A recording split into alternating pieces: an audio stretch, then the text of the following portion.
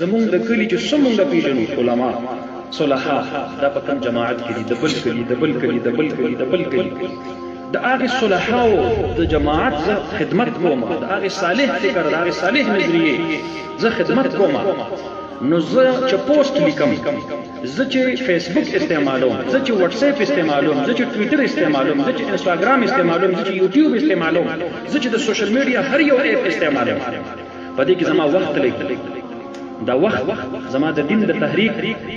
د هغې چې کوم ځینو لمحه حسابي، په دې کې زما پیسه لګي. دا پیسه زما په یو صالح فکر کې لګي، په دې کې زما خوله تولیږي، په دې کې زه یو قدم ږدم، دا زه په یو صالح فکر کې خپل قدم ږدم،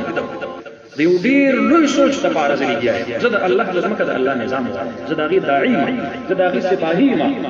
چې په پاکستان کې 95% خلق د دې شرعي فریضې نه بې خبره دي. نو چې کوم دعوت د تبلیغي جماعت یو مشر په جماعت کې په مسجد کې ودرېږي او خلکو ته ورکوي د دین د یو شعبې لپاره، زه هم د دین د یو شعبې داعي یم. اگر چې زه په مصله نه یم لګیا، اگر چې زه په منبر نه یم ناست، اگر چې زه په لوډ سپیکر کې نه یم لګیا، خو هغه هم فیس ټو فیس د دعوت یو ذریعه ده، او دا هم د نن زمانې د هغې چې کوم دی نو د دعوت یو ذریعه ده. ما ته الله تعالی